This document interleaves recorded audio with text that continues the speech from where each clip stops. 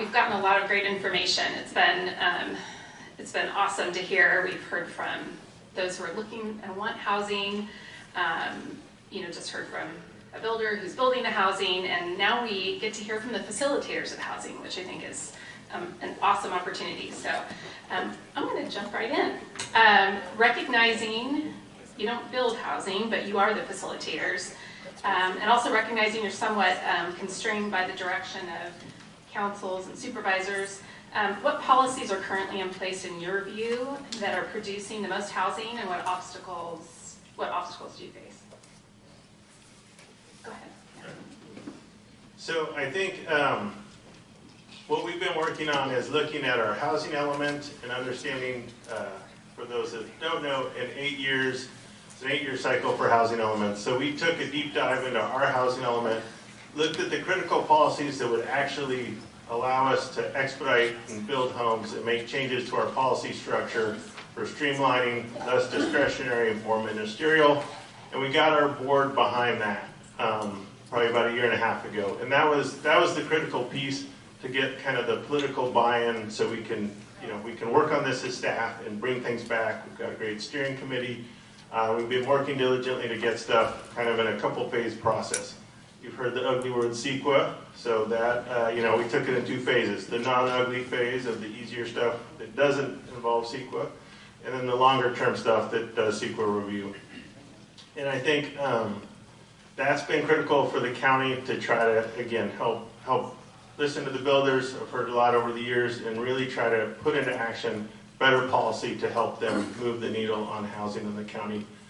I think the other piece, we've heard it today, I think it's the advocacy for housing. I sit in our board chambers quite a bit, love it there. And I hear a lot of people coming out against projects, and it's tough to watch sometimes. You're like, this is an awesome project, and it's stacked full of people anti the project for whatever reasons. And so I can't tell you enough. I mean, the young people, now that I'm old, they definitely, getting out, getting mobilized, and letting your community leaders know what you're looking for, whether you're in the county or in the city. I mean, that's the critical piece for this civic engagement for what we want our communities to look like. I think in the city of San Luis Obispo, there's a few things going on. I was very lucky. I've been there 1.5 years. Everything was kind of teed up for me. The planning division, the community development department, the city council did a lot of really hard work at the beginning of the housing element cycle.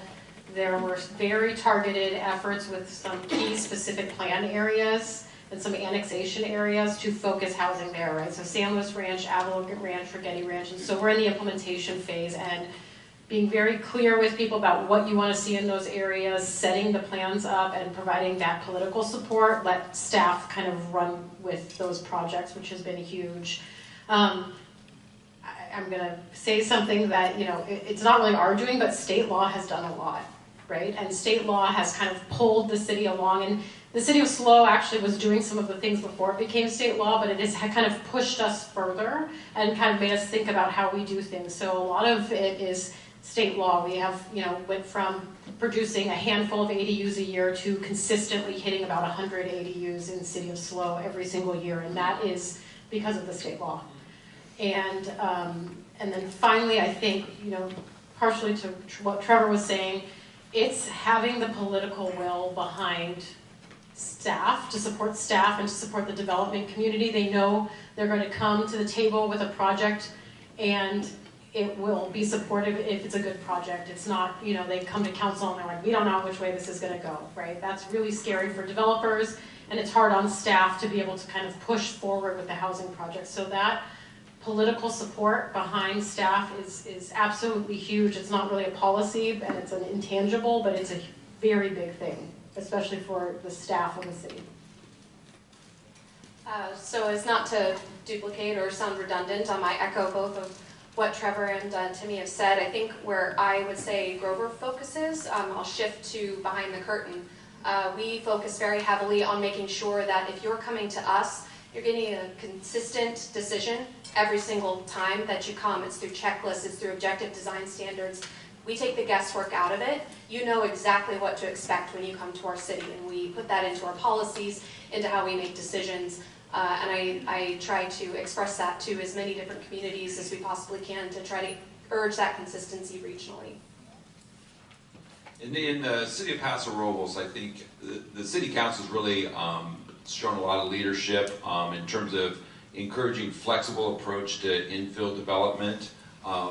We have policies that allow us to do specific mixed-use overlays on commercial parcels and other parcels that are underutilized. There's a lot of underutilized parcels kind of within the core of town that based on your existing zoning you really couldn't do much. So we've been really successful over the last 4 or 5 years working with developers, housing authorities to come up with new infill projects, get those through commission and council really quickly.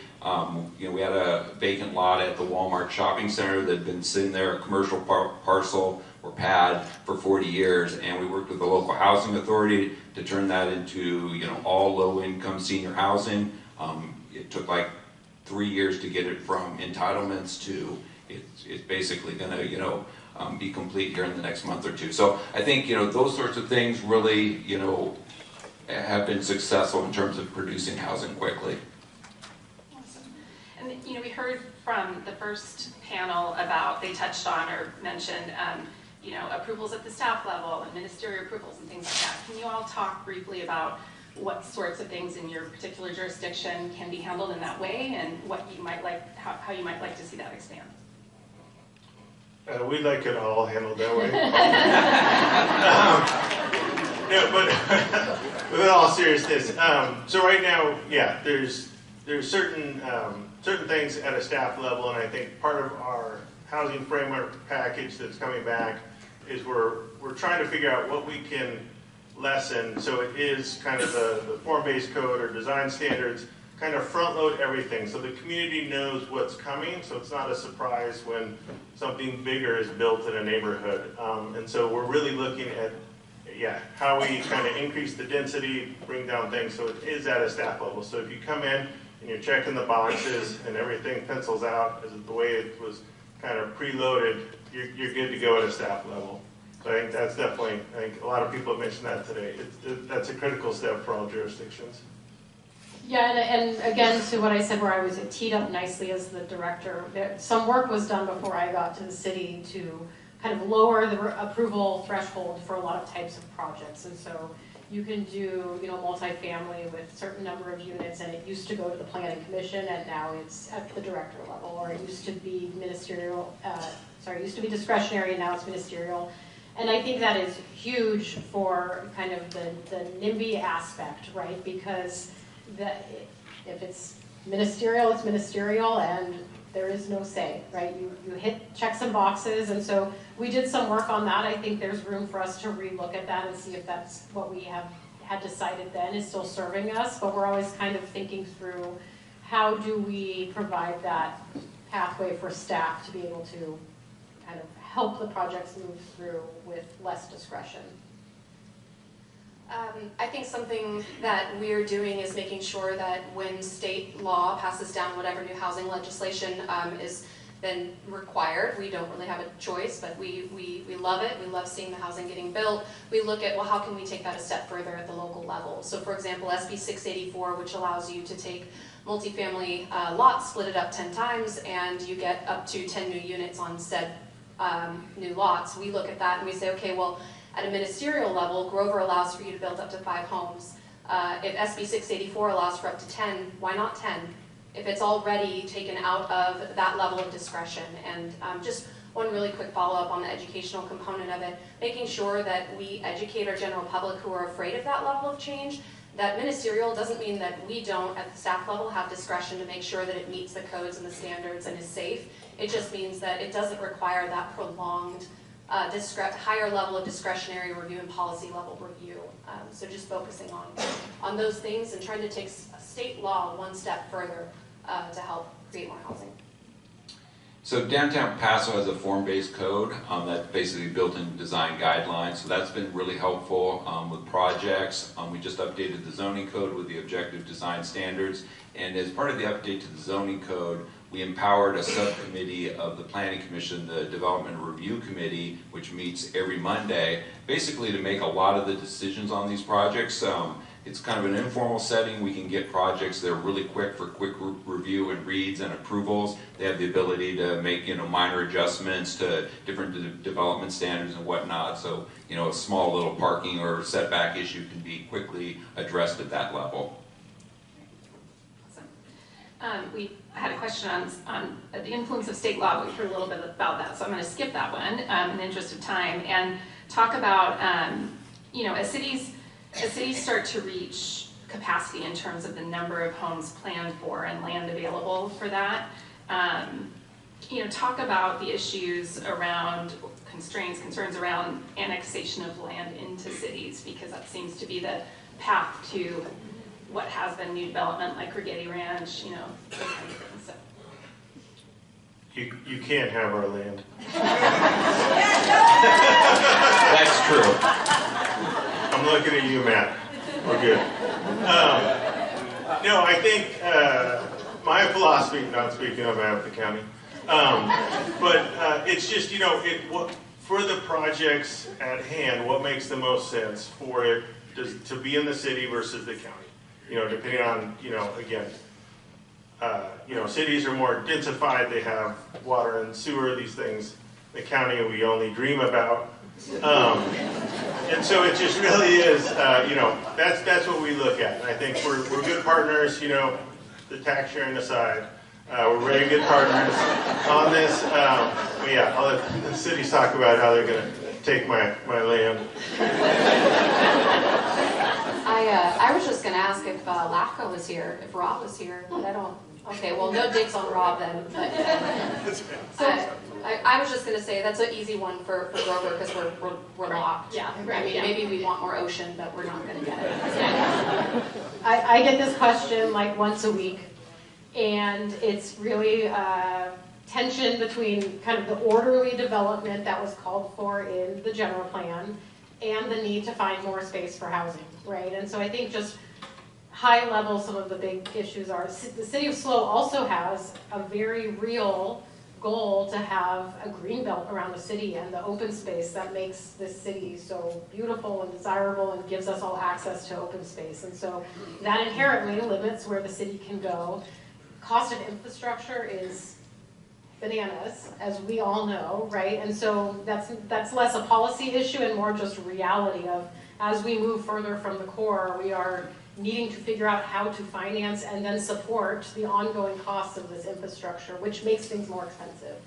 And then I'm not even going to talk about the big F word, the fire word, like new fire maps are coming out and like that will affect all of this, right? And so I think where there's a lot of opportunity is looking in and up, and you're going to have to shift people's perspective, but we are going to run out space, right? And so, but we have a lot of opportunity for infill for either kind of key underutilized sites or just this gentle infill and development. I mean, we've been talking about downtown for a long time and how do we figure out how to get people closer to the jobs and the transit. And one of the things I'd love to look at in the next 2 years is, why is this not working so far and what can we do? But I think you'll probably see a shift also to, I think at least for me, shifting into see how do we fill in the holes without going out. I think Timmy's point of in and up being the future is probably a good point. I think that's what we heard from the first panel is they're not necessarily looking for the single family house, on the 6,000 square foot lot. And that's really a luxury product now. It's not affordable.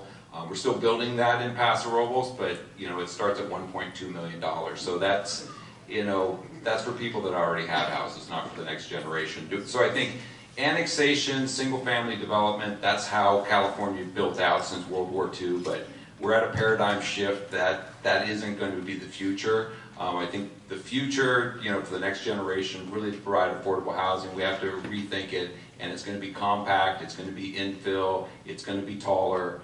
That's really where the focus needs to be. We'll still build, the single-family stuff, but it's a luxury lifestyle product now. Well, that's actually a really nice segue into my next question, and that is, I'm sure you've all heard of the silver tsunami. And that wave seems to be crashing on the Central Coast, with many migrating here to the area. So recognizing we need all types of housing. How has this trend impacted planning in terms of the types of housing that you are planning for? And is there a particular type of housing that your community is encouraging or prioritizing over another, to ensure that we can continue to house people who live and work here? Yeah, I think trying to work with developers that come in, I think our board priority is affordable housing. So we definitely, when that comes in, help expedite that. And then now I think it's looking at different product types. I think, yeah, Warren hit it. I think the large lot single family home is definitely a luxury at this point. So I think it's finding the incentives, whether it's increasing density bonuses or that sort of tools in the toolbox of how to be able to get more product on a site. I think that's what we're looking at with a lot of our policy changes, is how to allow that flexibility and that option to the developers, for more product type within. So it's not just, single family and then, multifamily or affordable over here. How can you kind of blend it up so it pencils with different product type? And I think it's also looking ahead to our next housing element cycle. I mean, I know people have kind of joked around with me that I'm already thinking too far ahead, but it is coming. And so with those new RENA numbers that we're going to be getting, we need to start thinking about what our zoning designations and what our land use plans have in place. And are we actually not just creating the ordinances like fractional density bonus, and anything else that the state passes our way for increasing density, but are our zones going to keep up with it? And so trying to make sure that we do still account for the folks that are still here, that have lived that luxury lifestyle for many years and want to maintain it, but also creating that pathway for additional higher density housing to be built in and around our cities. So we have to just make sure that we don't forget, as we pass ordinances, to look back and make sure that it actually can be built where we want it to be built. In Paso, we are seeing a lot of interest for retirees, people that want to come live in wine country. That's obviously driving the price. I think, one of the strategies, those luxury kind of housing projects, there's going to be demand. People want to build those. I think the strategy is going to be, as you build those, how do you incorporate into those same projects more of the compact, more of the affordable, so that because the market wants to build that, you need to use that as leverage then to help facilitate these other projects. The infrastructure costs, the water, the sewer, the roads is enormous. So to the degree those kind of high-end projects can maybe foot the bill for some of the infrastructure, then maybe that makes some of the more compact projects more fiscally realistic. Yeah, in SLO we're actually seeing a little more interest in restricted senior housing than I think we've seen in the past, and so that will be interesting if that comes to fruition. But what do you mean? So Restricted? It's not restricted for a certain age level. Restricted for a certain age level, and actually there is, I think you probably all know this, but there's state density bonus allocations for restricting for senior housing. So it doesn't have to be deed restricted, but it's senior housing. I would love to see that stronger density bonus, and we could do a local amendment to that. But I think, so we're seeing that, I think, because there's interest. But I think, to get to this question and also the first panel, it's like by allowing this multiple types of housing and densifying, you're both getting at the starter home and kind of the aging in place issue at the same time. And so we're really focused on, in SLO, this idea of a continuum of housing, because also, senior housing is not just luxury senior housing. There are seniors that need transitional housing and supportive housing. And so we're trying to look at how are we making that pipeline and making sure that it's accessible to everyone in the community. And we've also taken two of our specific plan areas and reanalyzed them in this past 2 years. And we'll hopefully be making changes to them to change them from kind of larger lot single family subdivisions to, missing middle type, more flexible types of housing allowed, to get at this idea that, one, this is kind of an outdated product and a luxury product, and two, this can both help people age in town and also get into homes. So we're trying to proactively address some of the older plans we have in that way. Okay. Let me make sure I'm good on time. I don't have my phone. Rachel, no, it's here. I'm good.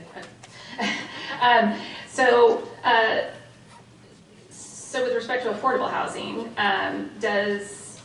tell me about this. Is going to be a long, sorry in advance, long multi-part question because I feel like I want to get it all out and then you can each answer what's applicable to you. But does your city or the county, does your organization have an inclusionary or below market rate housing program? And if so, how many units has it actually produced? And what's working and what's not working? And with respect to that, how often do y'all compare notes on the availability of affordable housing and affordable housing policies and programs? How so that it can be more widely accessible countywide. So people looking for affordable housing, that young group that we heard up here earlier, how they can more easily access information around that, because I see that as a bit of a void currently. Yeah, so City of SLO has had inclusionary housing, I think, since 1999. And so we have, I think, 250 to 300 units that have been produced through that program. And we have a lot in the pipeline. I will say, you didn't ask the state law question, but if I could say what my favorite state law is, I think the density bonus law has been super productive for incentivizing that housing and then also providing density on top of that, and then also providing some flexibility for height limits and parking. So it kind of gets at all of these things and lets developers kind of stretch the code a little bit to get what they need to support the affordable housing.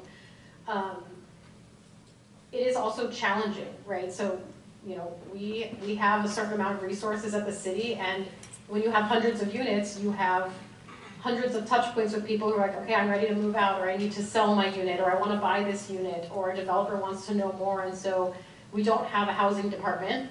We're lucky enough to have a housing team who's facilitating that, but we definitely need the help of an administrator, so a third-party consultant to help us administer these units and the questions that come with them and the support needed for the community. And that takes money and time. And it's not in-house, and so there are challenges with that. And I hear the concerns about, Donna and I talk a lot about, it would be great if someone could go online and say, hey, I work in the county of San Luis Obispo, and I just need affordable housing unit, deed restricted, and I'm okay with living in any of these cities. And there's this beautiful web page where you just click on it and apply one time, and you get a house. Eventually, yeah. But instead, there's, Paso might have a web page, SLO has a web page. We all use different administrators or just have staff, and we do talk about that. It's going to take more coordination, and it takes money. And I hope there's a local agency or group that wants to help us figure out how do we do this, or how do we create a beautiful web page that at least connects people to the information. But I think there's definitely a void there of collaboration and information to the public. So in the city of Paso Robles, we actually don't have an inclusionary housing requirement, but yet we tend to produce, most of our regional housing need units, the low and very low income units. We've done really well there, and the reason is partnerships, basically with the Paso Robles Housing Authority, and just working with those groups that actually build affordable housing, rather than trying to somehow force market rate projects to provide affordable housing. It seems like that tends to be counterproductive, and then the in lieu fees is just another cost you're adding on. But partnering and working really closely with the housing authority has literally produced hundreds of units. So this year we're filing with the housing authority over 150 low-income units. And it's a partnership. We've worked with landowners and the specific plans to donate property to make these happen. Everyone's been kind of a different approach, but that's really what we've seen that moves the needle. That makes a lot of sense. I mean, ultimately, as the deed restricted stock grows, it becomes a management issue, right, for the city that doesn't have capacity. So it's so it makes a lot of sense to have the house low, people self-help, those that are building affordable housing continue to kind of manage it. And with respect to down payment assistance, I feel like that's a huge void in our county, and the first panel kind of touched on that, and also was touched on by Tony Atkins. When you think about, it was mentioned by Molly, an employee at the food bank, and there was an employee, for instance, who applied for a moderate income unit, $475,000, which seems like a steal, and everybody's thinking that's the lowest price ever. And then putting 3 or 5% down, they're still looking at payments with property taxes, insurance, Melrose, all the things that are added into new construction in the $3,800 or $4,000 a month range. So really, down payment assistance is just so desperately needed. So what kinds of conversations are going on around that? So same as Paso, City of Grover does not have an inclusionary housing ordinance, but we instead, years ago, I believe in 2014, 2015, made the decision to become what's known as a non-entitlement community and or program, which removes ourselves from the county's cap on funding that they offer to cities for affordable housing initiatives. And so we instead collect that money directly from the state for community development block grants and partner with 5 Cities Homeless Coalition as well as other nonprofit organizations to help with down payment assistance. And I can very happily report we've since then received almost just over $11 million since we first became a non-entitlement program. But it's not just for down payment assistance, it's also to support 5 Cities Homeless Coalition's work and effort at Ballet Co. and Barca for the emergency shelter, as well as the county's Cabins for Change that they manage as well, that's in the city of Grover. So we've kind of taken a different approach in which we want to try to have more control over the funding that we can provide and partner with the agencies that we know are able to manage and maintain that funding and get it distributed in a way that's compliant with state law. And we've also partnered with People's Self-Help Housing most recently. And Dahlia, I'm not sure if you're still in the crowd, but without you, I would have been lost. You're wonderful. She single-handedly kept me on my toes, and we now have 53 units that are under construction right now, fully affordable. So thank you. Can't tell you that enough. And will be occupied at the end of this year. So just trying to reach out, get creative when we don't have that inclusionary housing option, and as or mentioned, partner with as many people as we can for incentivizing that level of help and support and development. Yeah, and at the county, we don't have an inclusionary fee, and so what we've been looking at as part of our housing policy package that's being built out is how do we incentivize via development? Can we take away some parking? Like, is there a buffet menu of things that developers can kind of pick at and say, okay, I want to maybe go up a story, reduce parking, shift it around, and then they pay into a fund that right now, looking at, again, how it's all about partnerships, like Peoples, you're awesome, all you guys, the nonprofit folks that we talk to all the time, it's all about partnerships. They're the folks that make it happen, get stuff built, but they need funding, and so that's what we're trying to create, a mechanism via development. Again, it's kind of the community give, so it's not extracting fees from them, but they're getting a little bit more, and then we're passing it on for community benefit of affordable housing. So we'll see where that shakes out as it goes through the policy hearing process. And just a quick reminder, you have cards on your table so that if anyone in the audience has a question, they'll be walking around to grab those cards. So, and I'll ask one last question while that's happening. So it's my understanding the National League of Cities AI Advisory Committee in partnership with Google was formed at the beginning of 2024. And after a year's work, very recently published a resource for cities to consider how AI might shape efficiencies into the future. And of course, the thing I honed in on in reading this article was AI applications which help employees more quickly assess permit applications to determine whether a plan adheres to code. Not to eliminate bodies, but to enhance a body's ability to move through the process faster. So how is your organization considering AI, creating AI policies, or already incorporating AI to create efficiencies? I've got this one. It is so neat. You guys, if you haven't taken advantage of it or seen any kind of presentation by these different groups, small or large. I partnered with an AI group. They didn't have a name at the time. They were still, it was their beta version, but they use AI to take a look at our checklist, see what's required as a part of the building permit submittal, and it scans the plan sets, and it scans the applications, and it spits out within a matter of probably 30 seconds or less anything that is missing from that initial submittal.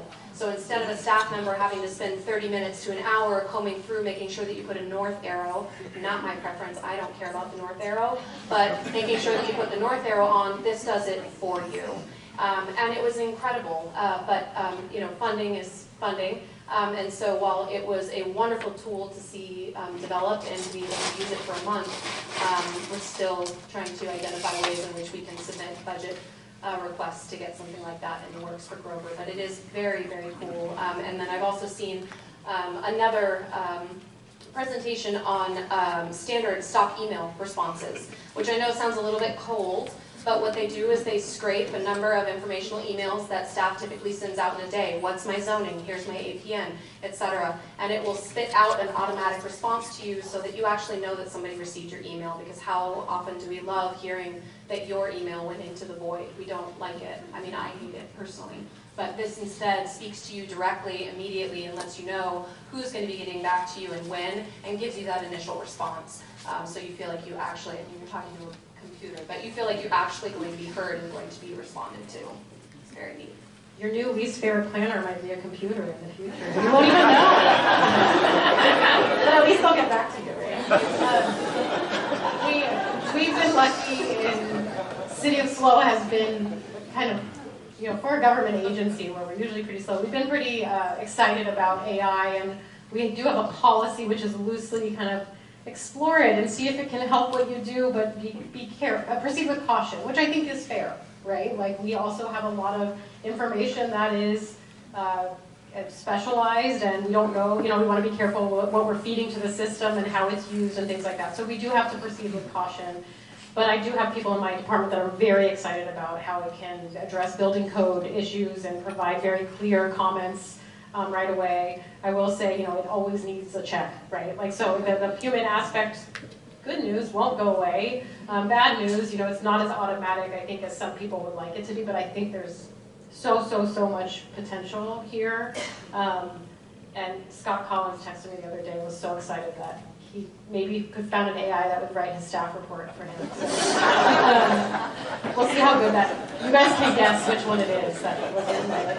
But so even just, you know, template answers for things, or organizing information in a way that is better for the public to understand and less wonky is huge. Just our ability to communicate with the public and say, hey, write this at an 8th grade level, right? Because we don't often think about how are we communicating with the public and making sure people we're accessible to them through that mechanism.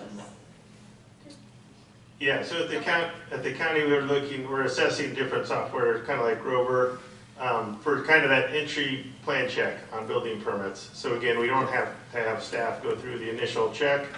I think it would save a lot of time. So we're definitely looking at that. I'll be putting in a budget augmentation request for that software soon.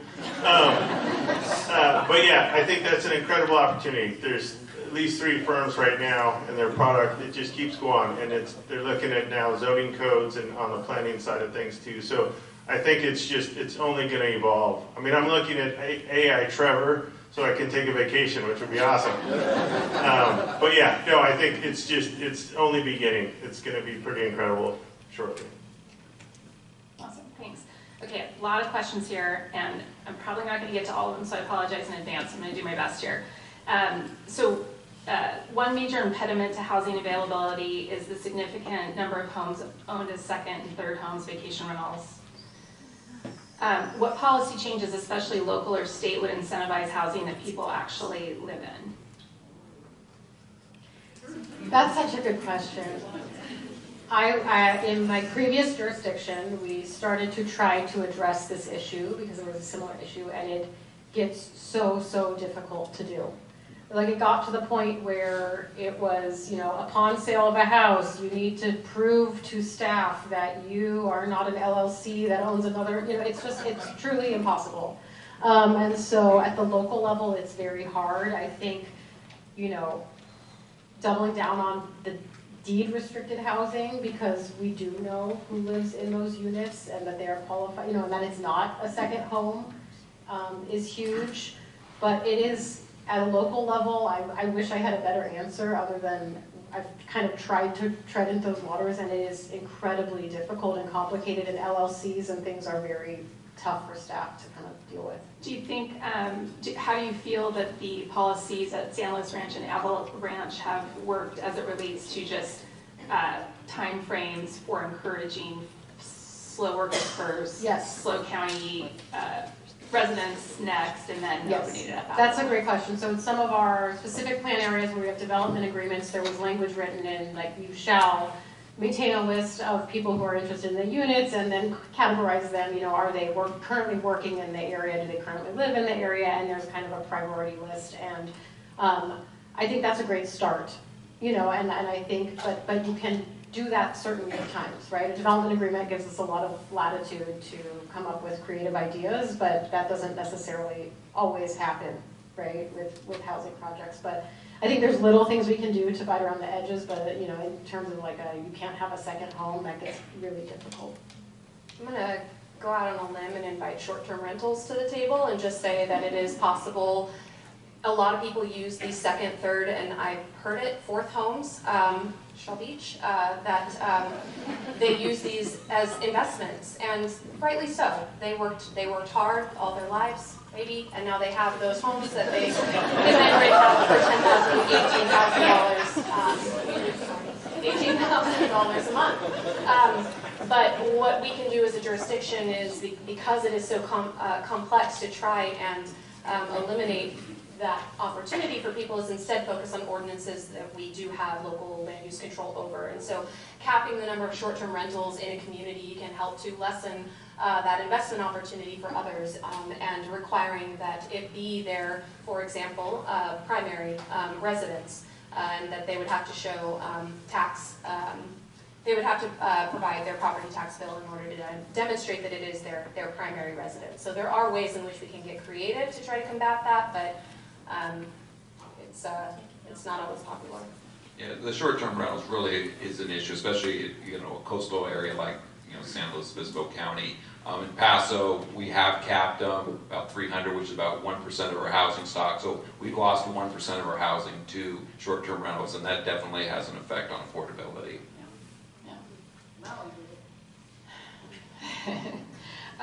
And so what are the top 3 reasons why more density-focused housing isn't being built? I mean, Megan, there's a lot, it seems like, of density happening in the redevelopment of Grover and those sections, but maybe, I'm not sure if this is a question for any particular jurisdiction or what it is, but anyway, why does it feel like more density-focused housing isn't being built? I think with the county, we're definitely seeing the transition for a lot more recently, and some great projects of developers. Good on you for coming in and getting approved and moving forward. We've talked to a lot more folks recently. 10 years ago it was all single family product, and it's definitely the transition's in effect, at least in the county.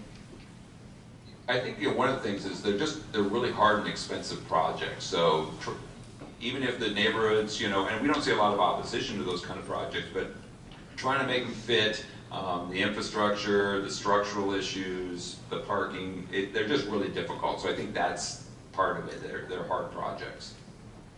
I mean, this might be a guess, an educated guess, but I think it's also comes back to the height issue. We can be as dense as we want within 4 stories, but that might not work for the bottom line for the developer. They still might not get the revenue that they're looking for when they sell those units. So I think that might be part of the issue as well. So that's, and I'll let you take it, Timmi, but that's one of the next questions is increasing height of buildings seems like a good solution, especially in slow, in addition to infill. Any progress in that regard? And maybe you can talk about what height limits are allowed and why you think more density. Yeah. Thanks for letting me take that one. Yeah. That is what I was going to say, is that we have seen a trend in that direction as well. I grew up in Slow and can't remember one new multifamily building that I remember, being built when I was growing up here, and now you look around and there's more. Yeah. And I know it's not enough, but there's more, and that's great. We've really been, again, before I got here, there was a focus on downtown, flexible density, so this idea that you can just squeeze as many units and density goes away as long as they're a certain size and you fit in the box. That's not working. We haven't seen anything built downtown with that. I think it's parking, it's height, I mean, it's all the things, right? You're fitting a box, the box probably needs to be bigger. It's something I'd love to look at next year. I mean, height is a scary thing for people, and they love to see the mountains, right? I want to stand here and see Madonna Mountain, and don't you dare make it so I can't see a mountain standing anywhere in town. But it also is that these projects are complicated, and especially in downtown, this is my theory, and this table will correct me if I'm wrong afterwards, I'm sure. But you have old, small parcels that are owned by multiple different, it's hard to get enough parcels together that are the right size and shape to make something work downtown. So you're kind of working within, the Charles Shoes site is a good example. You're working within this really constrained site. You can't really go down for the parking.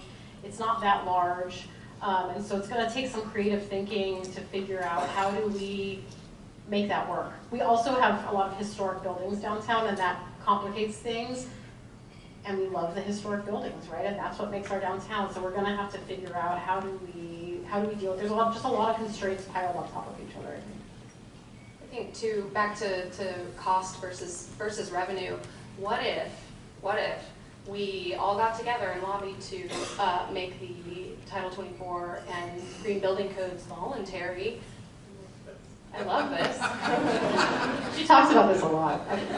No, but really, I mean, we have such restrictive building code standards as it relates to our energy code and our green building codes that I'm sure that drives up the cost of building. And if we were to make it voluntary instead, which maybe the state will move that way in 2025, who knows, but if we made it voluntary, then maybe we offer tax credits or we offer some kind of incentive for higher density so that it, again, makes more sense for people to build. But that's scary because greenhouse gas.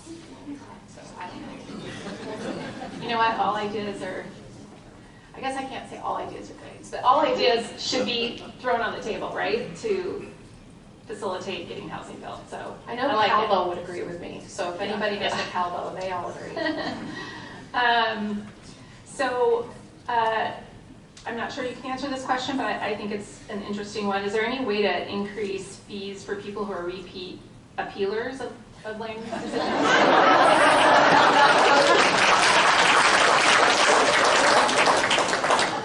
We have this discussion all the time.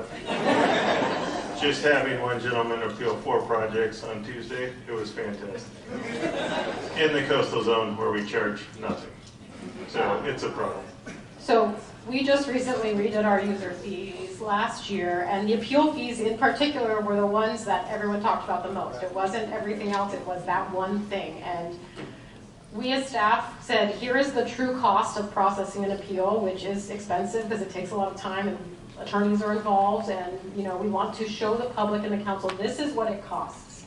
And we at first came forward with a recommendation that was more cost recovery than it currently is, and that was not acceptable to people in the public. And so the council had to grapple with providing the ability to appeal, because sometimes there are things that are, should be appealed, and covering costs, and not making it $0 so that it's just, anytime you see something you don't like at all, you just submit an appeal. It's a very difficult issue, so no. We did the same thing. We increased ours, and there was a little bit of backlash, but we did the same. We showed the numbers, we showed what it actually costs, and we just left it right at that, at what the actual cost recovery is. And again, theme for me on this panel, I guess, is unpopular opinion, but unfortunately, I think Joe Homeowner has every bit of a right to appeal a project as Mr. Builder has to build his 4th home and or build a new 4-story mixed-use housing. And so we have to make it approachable. We can't make it cost prohibitive. It might not be a popular opinion because I too don't like it when there's repeat. I was there at the county too, the repeat appealers. It's just so much staff time and so much strain on the board of supervisors. But at the end of the day, they have every right to challenge the decision as much as the builder has to build on the lot. So it's a hard balance. Good. You're on ready.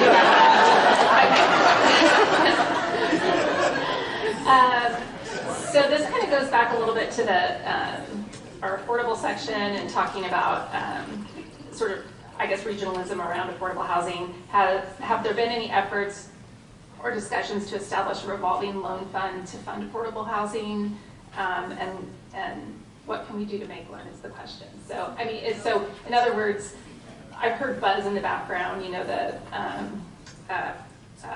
Dana Reserve, you know, the concept where the developer's contributing funds towards down payment assistance and maybe working with a community foundation, and maybe that can snowball into something that's a larger revolving fund for affordable housing. So what are your thoughts on that? And are there discussions happening around that?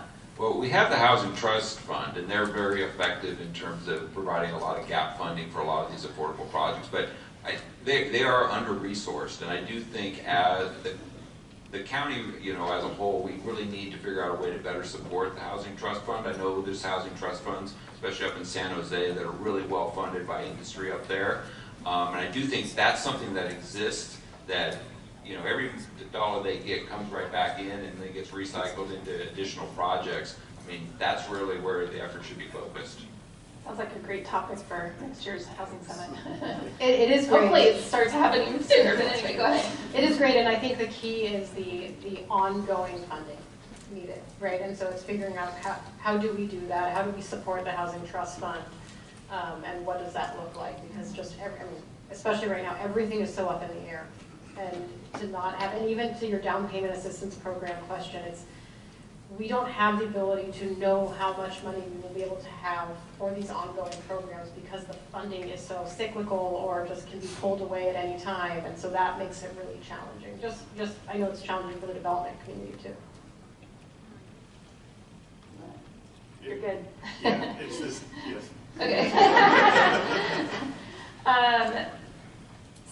So supply demand, Cal Poly is building more student housing, and that releases more housing and slow for everyone else. More available housing reduces rental costs. Why doesn't Cal Poly build more housing faster? I'm not sure you can really answer that question, but maybe Timmi, you can talk about the relationship between the city and Cal Poly. Is Cal Poly here? Yes. I'm sure there's. Hi. You can tell me if I'm saying anything wrong, but Cal Poly, the city and Cal Poly have had a long ongoing conversations about this, and the city, you know, is pretty serious about trying to hold Cal Poly to the idea that if you're going to increase enrollment, like, we need to see more student housing on campus, and they are rising to the occasion. And I think actually what's super cool about what they're doing is how they're building some of the new housing that's going to happen on it. It's a few thousand beds, 4,000-ish? Yes, and some of it is going to be these modular buildings that they're driving in from the LA area and going to plop down and stack on top of each other. They're going to be 10 stories tall, and that makes it a lot faster, right? So I think they are looking at things that other people aren't doing in the area to try to build that housing faster. But I think the short answer is I'm not Cal Poly, but they are doing things to address that, and I do hope that it relieves some of the pressure in town by moving students on campus and providing them with, you know, safe housing that is well maintained. Great, thank you. So, one last question, then we'll wrap it up. Well, actually, okay. So I'm going to go this. So local government officials are your partners and advocates for solving the local housing crisis, but you are all subject to greater scrutiny. Often a small pool of people can create what feels like a very loud voice. And we've all talked about getting people to meetings and encouraging more voices to show up that are pro-housing.